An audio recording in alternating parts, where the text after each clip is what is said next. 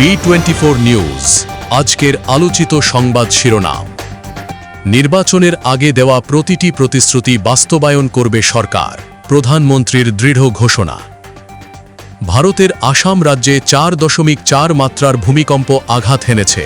শনিবার দুপুরে সংঘটিত এ ভূমিকম্পের কম্পন অনুভূত হয়েছে বাংলাদেশের উত্তরাঞ্চলের বিভিন্ন জেলাতেও। উচ্চ শিক্ষার স্বপ্ন নিয়ে যুক্তরাষ্ট্রে পাড়ি জমিয়েছিলেন মেধাবী শিক্ষার্থী নাহিদা সুলতানা বৃষ্টি, কিন্তু সেই স্বপ্ন থেমে গেল নির্মম হত্যাকাণ্ডে। ছুটি পেলেই বাড়ি ফেরা মেয়েটি এবার ফিরলেন কফিনবন্দি নিথর দেহ হয়ে। জুলাই সনদ ও সাংবিধানিক সংস্কার বাস্তবায়ন ইস্যুতে বিএনপির বিরুদ্ধে ছলচাতুরির অভিযোগ তুলেছেন নাহিদ ইসলাম। শনিবার রাজধানীর এক আলোচনা সভায় এনসিপির আহ্বায়ক ও বিরোধী দলীয় চিফ হুইপ বলেন, সরকার এখনও সংস্কার বাস্তবায়নে সুস্পষ্ট অবস্থান নেয়নি। সরকার বা বিএনপি একটা ছলচাতুরি করছে। তারা জুলাই সনদকে জুলাই আদেশ বা গণভোটের সাথে একটা বাইনারিতে নিয়ে গেছে এবং তার উপরে স্থান দিচ্ছে। দেশে ভয়াবহ আকার ধারণ করেছে হাম পরিস্থিতি। গত 24 ঘণ্টায় আরও 9 শিশুর মৃত্যু হয়েছে।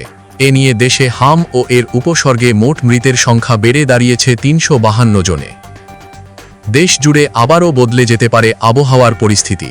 আগামী কয়েকদিন দেশের বিভিন্ন অঞ্চলে দমকা হাওয়াসহ বজ্রবৃষ্টির সম্ভাবনার কথা জানিয়েছে বাংলাদেশ আবহাওয়া অধিদপ্তর।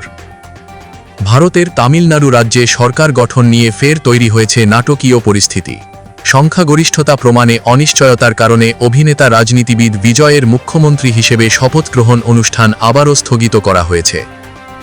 মাইলস্টোন স্কুলে বিমান বিধ্বস্তের ঘটনায় দগ্ধ শিশুদের চিকিৎসা সহায়তা নিয়ে নতুন বিতর্ক তৈরি হয়েছে।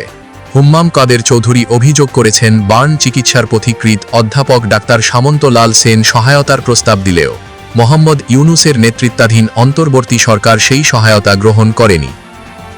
চলমান রাশিয়া ইউক্রেন যুদ্ধে 3 দিনের সাময়িক যুদ্ধবিরতির ঘোষণা দিয়েছেন যুক্তরাষ্ট্রের সাবেক প্রেসিডেন্ট ডোনাল্ড ট্রাম্প।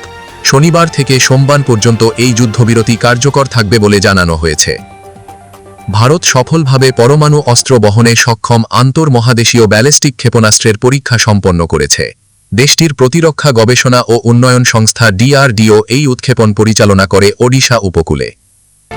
এই ধরনের আরও ভিডিও পেতে এখনই আমাদের চ্যানেলটিকে লাইক, শেয়ার ও সাবস্ক্রাইব করে আমাদের পাশে থাকুন। ধন্যবাদ। B24 news multimedia desk.